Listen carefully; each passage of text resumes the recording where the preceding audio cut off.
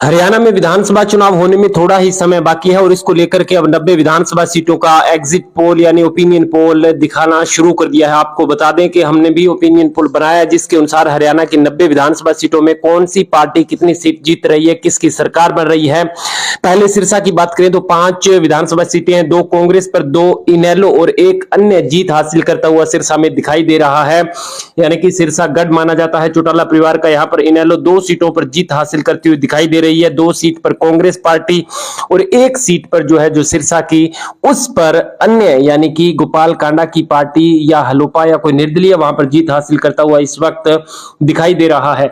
दादरी की यदि बात करें तो 2 कांग्रेस पार्टी के पक्ष में जाती हुई दिखाई दे रही है, 2 की 2 सीट चरखी दादरी की जो विधानसभा की 2 सीटें हैं वो दोनों की दोनों कांग्रेस प्लस यानी कांग्रेस पार्टी के खाते में जाती हुई इस वक्त दिखाई दे रही है। यहां पर ना तो बीजेपी, ना इनेलो, ना ही अदर के खाते में कोई सीट जाती हुई दिखाई दे रही है।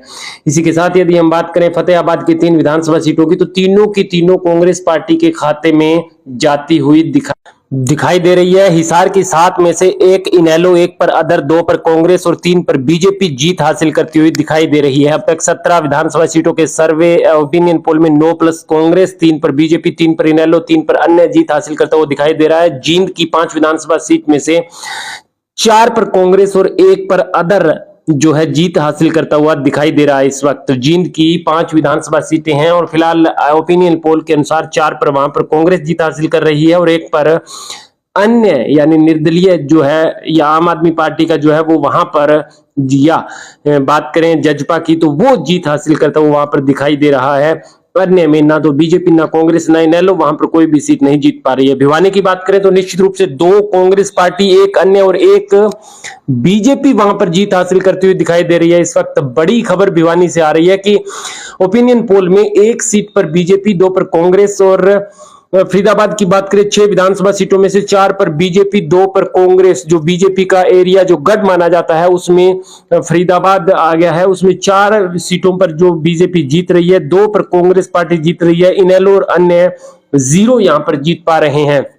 यानी कि पलवल की अब बात करें तो 3 की 3 विधानसभा सीटें कांग्रेस के खाते में जाती हुई दिखाई दे रही है। अब तक 35 विधानसभा सीटों के ओपिनियन पोल में कांग्रेस 20, बीजेपी 8 और इनेलो 3 और अन्य 4 पर जीत हासिल करते हुए दिखाई दे रहे हैं। इसके बाद यदि पलवल के बाद में बात करें मेवात की तो तीनों की तीनों विधानसभा सीट वहां पर कांग्रेस पार्टी जीत हासिल करती हुई दिखाई दे रही है। ना बीजेपी, ना इनेलो, वहां पर किसी का भी जोर नहीं है, किसी को भी सीट वहां पर नहीं मिल रही है। हालांकि इनेलो कह रही है कि वहां से कुछ सीटें जो है उनको मिल सकती है मेवात और पलवल में से, लेकिन फिलहाल ओपिनियन पोल के अनुसार मेवात की तीनों सीट भूपेंद्र सिंह हुड्डा के नेतृत्व में कांग्रेस पार्टी को मिलती हुई दिखाई दे रही है। मेवात के बाद यदि बात करें तो हम कुल मिलाकर के 38 विधानसभा सीट में से 23 पर कांग्रेस पार्टी और गुरुग्राम की 4 सीटों में से चारों की चारों कांग्रेस पार्टी के खाते में जाती हुई दिखाई दे रही है। यानी भाजपा को बड़ा झटका इस वक्त लग रहा है। 42 सीटों को ओपिनियन पोल में केवल 8 सीट भाजपा को दिखाई दे रही है। कांग्रेस 27 सीटों पर है तो इनेलो 3 सीट पर है और अन्य 4 सीटों पर आगे चल रहे हैं। रेवाड़ी की 3 सीट, 2 पर बीजेपी तो 1 पर कांग्रेस पार्टी आगे चल रही है।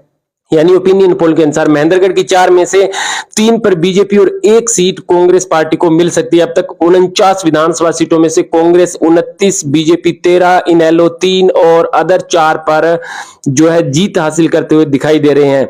महेंद्रगढ़ की 4 झज्जर विधानसभा सीट जो 4 है वो चारों की चारों कांग्रेस पार्टी के खाते में जाती हुई दिखाई दे रही है। भाजपा, इनेलो या अन्य का यहां पर कोई भी खाता खुलता हुआ दिखाई नहीं दे रहा है। एक बड़ी बढ़त की तरफ कांग्रेस पार्टी यहां पर जाती हुई दिखाई दे रही है भूपेंद्र सिंह हुड्डा के नेतृत्व में। रोहतक की चारों विधानसभा सीट ये तो भूपेंद्र सिंह हुड्डा का गढ़ माना जाता है, कांग्रेस पार्टी को जाती हुई दिखाई दे रही है। कांग्रेस इस वक्त 57 में से 37 विधानसभा सीटों पर जो है जीत हासिल करती हुई दिखाई दे रही है। 13 पर बीजेपी, 3 पर इनेलो और 4 पर अन्य जीत हासिल करते हुए यहां पर दिखाई दे रही है। इसके बाद यदि हम बात करें, क्योंकि रोहतक भूपेंद्र सिंह हुड्डा का गढ़ माना जाता है और अभी लोकसभा चुनाव में भी अच्छी खासी जीत वहां पर भूपेंद्र सिंह हुड्डा के बेटे दीपेंद्र सिंह हुड्डा ने जीत हासिल किया। सोनीपत की बात करें तो 6 में से 4 पर कांग्रेस और 2 पर भाजपा जीत हासिल करती हुई दिखाई दे रही है। यहां पर 63 विधानसभा सीटों के नतीजों में से 41 पर कांग्रेस पार्टी, पानीपत की 4 में से 2 पर कांग्रेस और 2 पर भाजपा आगे दिखाई दे रही है। इनेलो, जजपा, आम आदमी पार्टी, अन्य का यहाँ कोई खाता नहीं खुल रहा है। 67 में से 43 विधानसभा सीट पर कांग्रेस पार्टी हुड्डा के नेतृत्व में सबसे बड़ी पार्टी। करनाल की 5 में से 2 सीट कांग्रेस और 3 पर भाजपा। बड़ा झटका यहाँ पूर्व सीएम मनोहर लाल खट्टर का गढ़ माना जाता है। करनाल यहाँ से चुनाव जीते हैं, लेकिन 2 विधानसभा सीट कांग्रेस के खाते में। कैथल की 4 में से चारों की चारों विधानसभा सीट कांग्रेस पार्टी के खाते में जाती हुई दिखाई दे रही है और इसी के साथ 76 में से 49 पर कांग्रेस पार्टी ने बहुमत हासिल कर लिया है। भाजपा 20 पर, इनेलो 3 पर, अदर 4 पर।